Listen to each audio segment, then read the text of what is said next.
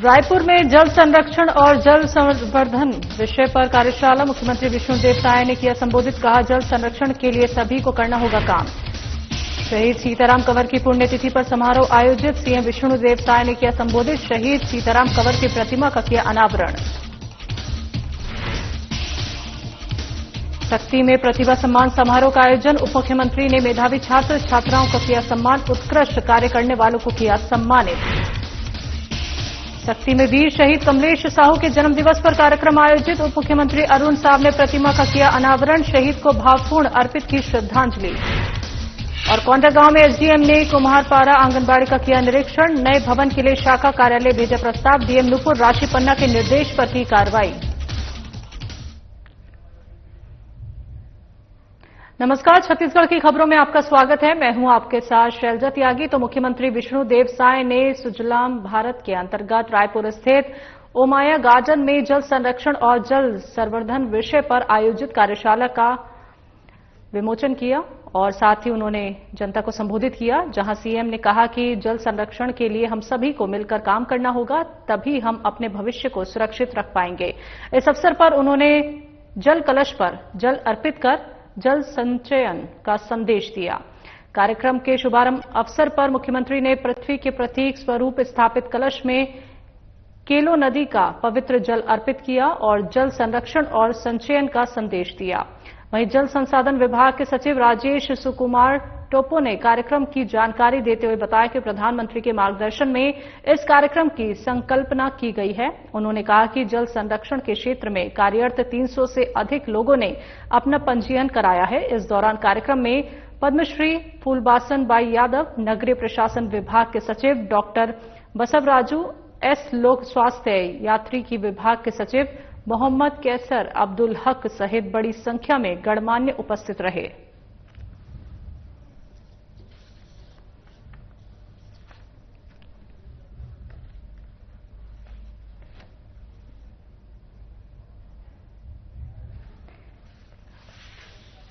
तो आपको बता दें कि मुख्यमंत्री विष्णुदेव साय ने सुजलाम भारत के अंतर्गत रायपुर स्थित ओमाया गार्डन में जल संरक्षण और जल संवर्धन विषय पर आयोजित कार्यशाला में उपस्थिति अपनी दर्ज कराई, जहां पे उन्होंने लोगों को संबोधित भी किया।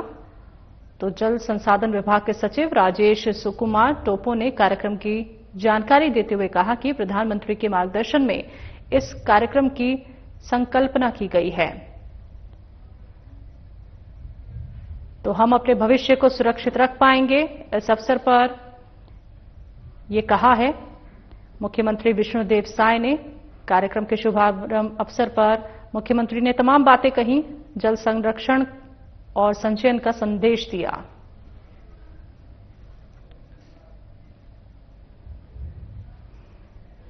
कोरबा के कटघोरा में आयोजित सातगढ़ कंवर समाज के सामाजिक सम्मेलन और वीर शहीद सीताराम कंवर की पुण्यतिथि समारोह को मुख्यमंत्री विष्णुदेव साय ने संबोधित किया।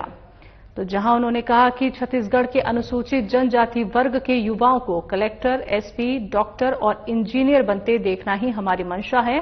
तो इस अवसर पर उन्होंने रामपुर चौक में 1857 के स्वतंत्रता संग्राम सेनानी शहीद सीताराम कंवर की प्रतिमा का अनावरण किया। वहीं मुख्यमंत्री ने कार्यक्रम में घोषणा की, सातगढ़ कंवर समाज के सामाजिक भवन निर्माण के लिए 1 करोड़ की राशि प्रदान की जाएगी और इस भवन में बाउंड्री वॉल का निर्माण भी कराया जाएगा। उन्होंने रामपुर चौक में शहीद सीताराम कंवर की नई प्रतिमा स्थापना के लिए 10 लाख, कसनिया मोड़ में भगवान सहस्त्रबाहु की प्रतिमा स्थापना और प्रवेश द्वार निर्माण के लिए 25 लाख, कटघोरा में हाईटेक बस स्टैंड के निर्माण की घोषणा की। तो इसके साथ ही सीएम ने कसनिया मोड़ में भगवान सहस्त्रबाहु चौक नामकरण, मूर्ति स्थापना, कलचुरी स्वागत द्वार, सह उद्यान निर्माण के लिए भूमि पूजन और शिलान्यास किया।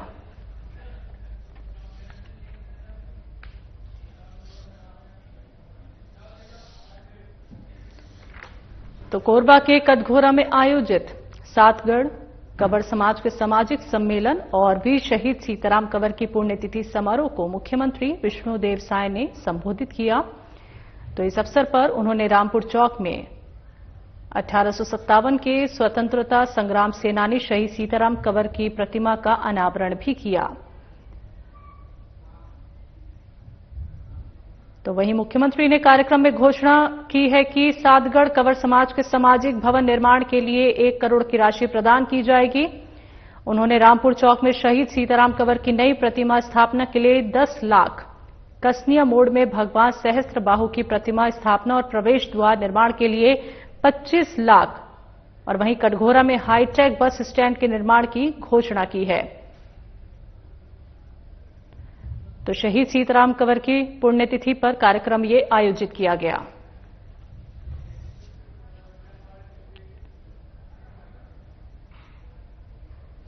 मुख्यमंत्री विष्णुदेव साय ने बेमेतरा जिले के लिए कुल 140.56, आपको बता दें कि यहां पे योजना की बात की। तो मुख्यमंत्री विष्णुदेव साय ने बेमेतरा जिले के कुल 140.96 करोड़ के 57 विकास कार्यों की सौगात दी। इनमें 27 कार्यों का भूमि पूजन और 20 कार्यों का लोकार्पण शामिल है। इस अवसर पर आयोजित जनसभा को संबोधित करते हुए मुख्यमंत्री साय ने कहा कि जनता के विश्वास पर खरा उतरते हुए राज्य सरकार चहुमुखी और समावेशी विकास के लिए पूरी तरह से प्रतिबद्ध है। इस अवसर पर उन्होंने ग्राम अमोरा में शिवनाथ नदी पर बैराज निर्माण, सिंघोरा में केवी विद्युत उपकेंद्र की स्थापना और ग्राम बसनी में मिडिल स्कूल प्रारंभ करने की घोषणा की। तो मुख्यमंत्री ने कार्यक्रम स्थल पर विभिन्न विभागों द्वारा लगाई गई प्रदर्शनी का भी अवलोकन किया। इस दौरान उप मुख्यमंत्री अरुण साव, खाद्य मंत्री दयाल दास बघेल, संस्कृति मंत्री राजेश अग्रवाल, तकनीकी शिक्षा मंत्री गुरु खुशवंत साहिब सहित ग्रामीण जन उपस्थित रहे।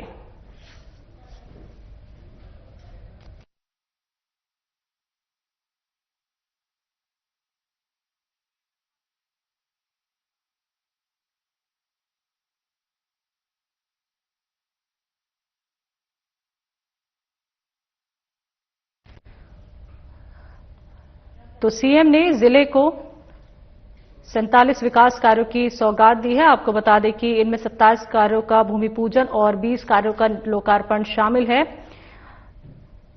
तो इस अवसर पर जनसभा को संबोधित करते हुए मुख्यमंत्री साय ने कहा कि जनता के विश्वास पर हम खरा उतरे हैं और राज्य सरकार चहुमुखी और समावेशी विकास के लिए पूरी तरह से तैयार है। तो मुख्यमंत्री विष्णुदेव साय ने बेमेतरा जिले के लिए कुल 140.46 करोड़ के विकास कार्यों की सौगात दी।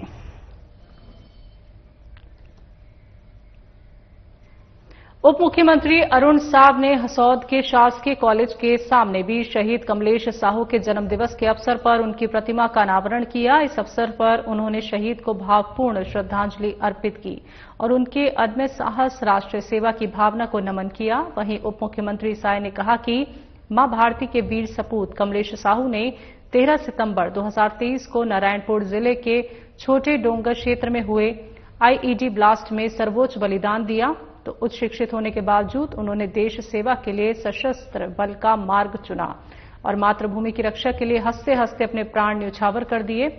तो उप मुख्यमंत्री ने ताराबाई साहू, पिता भाई यशवंत साहू और पत्नी बिंदा साहू को शॉल और श्रीफल से सम्मानित किया।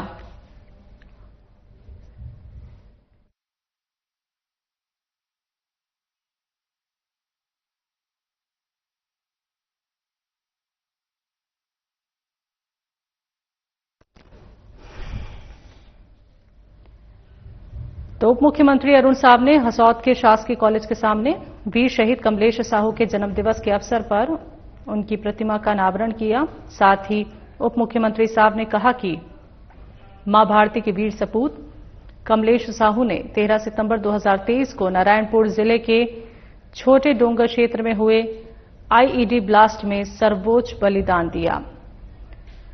तो उप मुख्यमंत्री ने अमर शहीद के माता ताराबाई साहू, पिता मुंगेश्वर प्रसाद साहू, भाई यशवंत साहू और पत्नी बिंदा साहू को शॉल और श्रीफल से भी सम्मानित किया। तो शहीद के परिजनों को यहां पे सम्मानित किया गया। और उप मुख्यमंत्री ने प्रतिमा का अनावरण किया। साथ ही भावपूर्ण श्रद्धांजलि अर्पित की गई।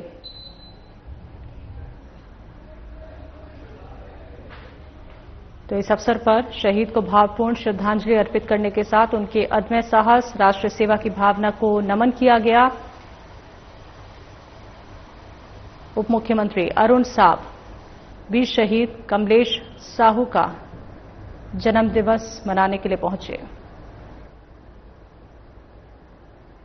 उप मुख्यमंत्री अरुण साव ने अपने शक्ति प्रवास के दौरान अचल परिसर के लोकार्पण के साथ ही विभिन्न विकास कार्यों का भी लोकार्पण और भूमि पूजन किया। उन्होंने शक्ति के लिए कुल 48 करोड़ 73 लाख रुपए से अधिक के विकास कार्यों का भूमि पूजन और लोकार्पण किया। इनमें नगर पालिका में 30 लाख रुपए की लागत से निर्मित अटल परिसर और 3 करोड़ 9 लाख रुपए की लागत से सोसाइटी चौक से बुधवारी बाजार होते हुए गुरु नानक कॉम्प्लेक्स तक बीटी रोड निर्माण कार्य, चौड़ीकरण और सौंदर्यकरण कार्य का लोकार्पण शामिल है।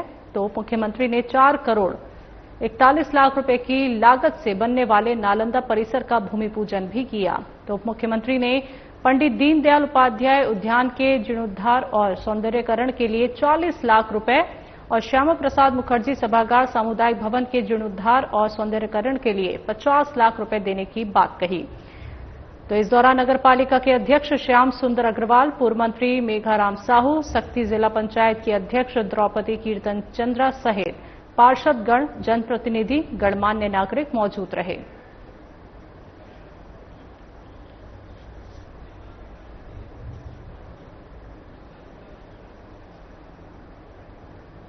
तो उप मुख्यमंत्री अरुण साव ने अपने शक्ति प्रवास के दौरान अटल परिसर के लोकार्पण के साथ ही विभिन्न विकास कार्यों का भी लोकार्पण और भूमि पूजन किया। तो शक्ति के लिए कुल 48 करोड़ 73 लाख रुपए से अधिक के विकास कार्यों का भूमि पूजन और लोकार्पण किया गया। इनमें नगर पालिका में 30 लाख रुपए की लागत से निर्मित अटल परिसर और 3 करोड़ 9 लाख रुपए की लागत से सोसाइटी चौक से बुधवारी बाजार होते हुए गुरु नानक कॉम्प्लेक्स तक बीटी रोड निर्माण कार्य, चौड़ीकरण और सौंदर्यकरण कार्यों का लोकार्पण किया गया।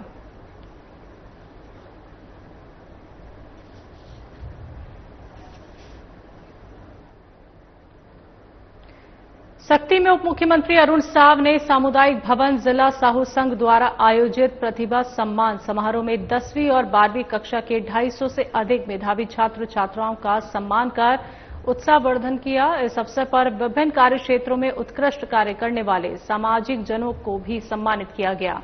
उप मुख्यमंत्री ने कहा कि मेधावी छात्र राष्ट्रपति, राज्यपाल पुरस्कार प्राप्त शिक्षक और समाजसेवी कार्यों से साहू समाज की प्रतिष्ठा बढ़ी है। उन्होंने सभी सम्मानित प्रतिभाओं को उज्जवल भविष्य की शुभकामनाएं दी। आपको बता दें कि सम्मान समारोह में साहू समाज के प्रदेश अध्यक्ष डॉक्टर नीरेंद्र साहू, उपाध्यक्ष तिलकराम साहू, पूर्व विधायक खिलावन साहू, केंद्र के पदाधिकारी उपस्थित रहे।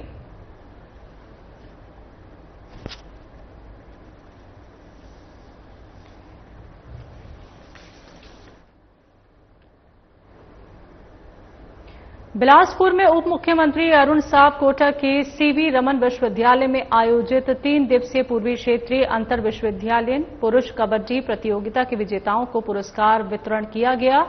समारोह में उप मुख्यमंत्री ने विजेता और प्रतिभागी खिलाड़ियों को शुभकामनाएं दी। वहीं उन्होंने कहा कि खिलाड़ी खेल के मैदान में कभी हारते नहीं हैं, वो या तो जीतते हैं या सीखते हैं। तो खेल जीवन का अभिन्न हिस्सा है और 1 घंटा खेल में पसीना बहाना स्वस्थ जीवन के लिए आवश्यक है। तो इस दौरान कार्यक्रम में विश्वविद्यालय के कुलगुरु डॉक्टर प्रदीप कुमार घोष, कुल सचिव डॉक्टर अरविंद तिवारी, डॉक्टर केसी मनोज, प्राध्यापक जयशंकर यादव, जिला अध्यक्ष मोहित जायसवाल सहित अन्य पदाधिकारी उपस्थित रहे।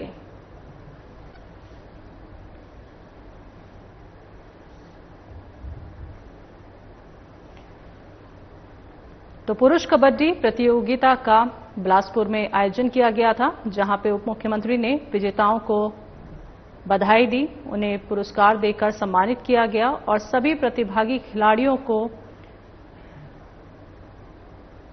शुभकामनाएं देने के साथ ही उन्होंने कहा कि जब भी खिलाड़ी खेलता है या तो वो जीतता है या फिर वो सीखता है, खिलाड़ी कभी हारता नहीं है।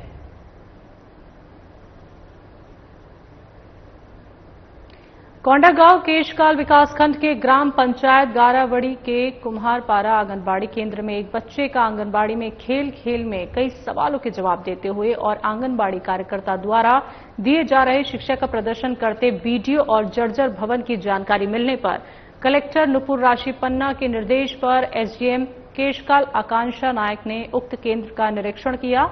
एसडीएम ने बताया कि निरीक्षण उपरांत नए भवन के लिए प्रस्ताव निर्माण शाखा जिला कार्यालय भेजा गया और जर्जर भवन के डिसमेंटल के लिए आरईएस से त्वरित प्रतिवेदन मंगाया गया। तो साथ ही कुपोषित पाए 3 बच्चों को एनआरसी भेजने पालकों को समझाया गया। उल्लेखनीय है कि बच्चों के अच्छे भविष्य के लिए आंगनबाड़ी कार्यकर्ताओं ने जिस निष्ठा से कर्तव्य का निर्वहन किया वो भी प्रशंसनीय है। तो सभी आंगनबाड़ी केंद्र कार्यकर्ता को प्रेरणा लेनी चाहिए और स्वेच्छा से बच्चों के हित में कार्य करना चाहिए।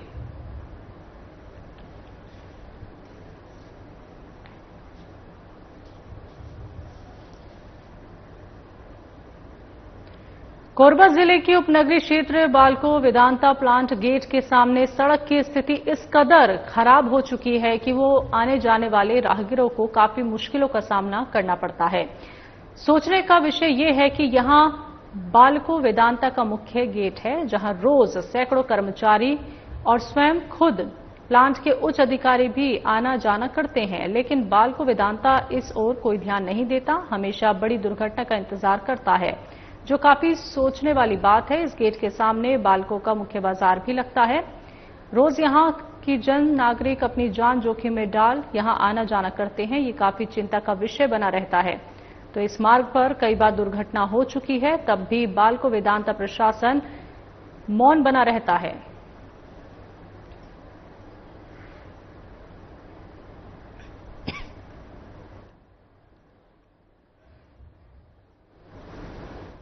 कोंडागांव में शिवी डेवलपमेंट सोसाइटी ने ग्राम श्यामपुर में जिला स्तरीय जागरूकता सत्र का आयोजन किया। कार्यक्रम की शुरुआत भारत माता और छाया चित्र पर माल्यार्पण कर की गई। शिवी डेवलपमेंट सोसाइटी द्वारा प्रोग्राम कोऑर्डिनेटर पेंग सोमीर ई बोहरा द्वारा शिवी के कार्यों और उद्देश्य पर चर्चा की गई, जिसमें महिला सशक्तिकरण, महिला क्षमता निर्माण, महिला नेतृत्वकरण, आजीविका मिशन पर चर्चा की गई। महिला हिंसा और हिंसा के प्रकार, दहेज प्रथा, टोनी प्रताड़ना, समानता बाल कल्याण समिति विस्तृत रूप से जानकारी दी और समस्याओं पर चर्चा की गई। तो सखी वन स्टॉप सेंटर से स्वीटी दास द्वारा प्रकरण से संबंधित मुद्दों पर बातचीत कर समस्याओं पर परामर्श दिया गया। जिला विधिक सेवा प्राधिकरण से जिला सचिव गायत्री सहाय, वरिष्ठ अधिवक्ता सुरेंद्र भट्ट द्वारा कानूनी अधिकार, महिलाओं के भरण पोषण संबंधी और जमीनी विवाद संबंध समेत तमाम जानकारियां दी गईं।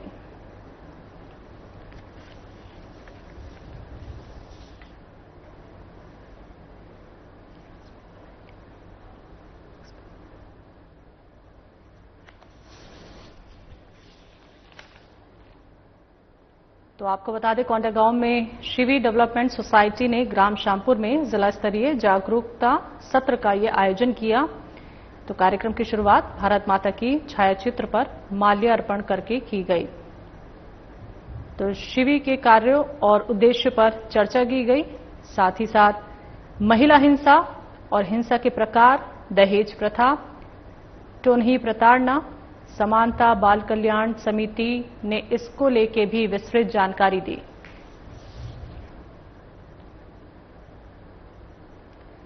बदनावर में विधायक भंवर सिंह शेखावत, पूर्व विधायक बाल मुकुंद सिंह गौतम, कांग्रेस जिला अध्यक्ष स्वतंत्र जोशी के मार्गदर्शन में किसान अधिकार न्याय पद यात्रा निकाली गई। किसानों की फसलों का समर्थन मूल्य पर खरीदी की जाने और अन्य समस्याओं का निराकरण के लिए यात्रा कलेक्टर कार्यालय पहुंची। जिला पंचायत सदस्य अशोक डाबर और जिला पंचायत प्रतिनिधि निर्देश सोनगरा ने बताया कि वर्तमान में किसानों की फसलों के समर्थन मूल्य पर खरीदी नहीं की जा रही। जल्द से जल्द समर्थन मूल्य पर फसलों की खरीदी की जाए और साथ ही भावांतर योजना को बंद किया जाए। फसलों की बीमा राशि मंडी भाव अनुसार दी जाए। प्रदेश में विगत कई वर्षों से किसान संबंधित समिति, मंडी समिति व अन्य सहकारी संस्थाओं के चुनाव लंबित हैं।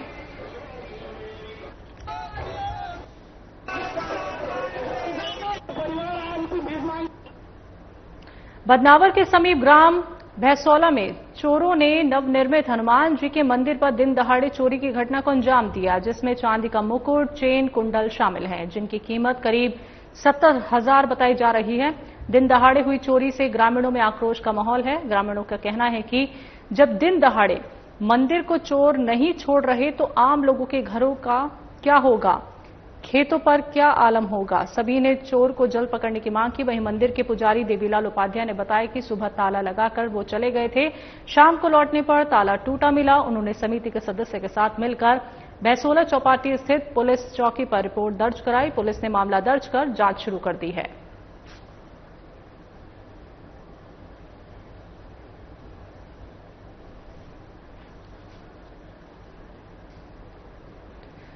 मंडला के बम्हनी बंजर के शासकीय कन्या माध्यमिक विद्यालय में एक छात्रा बेहोशी की हालत में स्कूल की क्लासरूम में मिली जानकारी के मुताबिक छात्रा की चोटी कटी हुई पाई गई और सिर पर चोट के निशान भी मिले।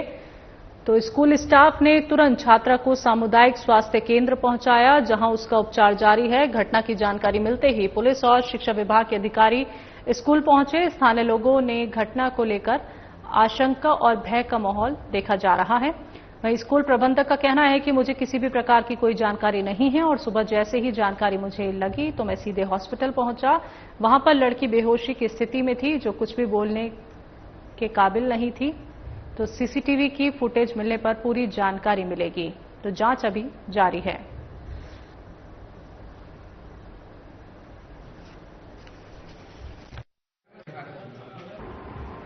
मुझे ज्यादा जानकारी नहीं है, लेकिन शाम को लगभग 5:30 बजे जब सब बच्चे 4:45 तक लगभग सारे बच्चे यहाँ से स्कूल से चले जाते हैं। इसके बाद आधा घंटा रुककर हम लोग यहाँ से निकलते हैं, ताकि आश्वस्त हो जाए कि कोई बच्चा या कोई प्रकार की कोई किसी को परेशानी तो नहीं है। इसके बाद ही हम लोग घर जाते हैं। क्योंकि स्कूल में चौकीदार का अप्रैल में ट्रांसफर हो गया है, तो चौकीदार नहीं है वर्तमान में। हमारे यहाँ जो 2 भृत्य हैं, उन्हीं को शाम के समय में और सुबह के समय में साफ सफाई और स्कूल की देखरेख में लगाया गया है।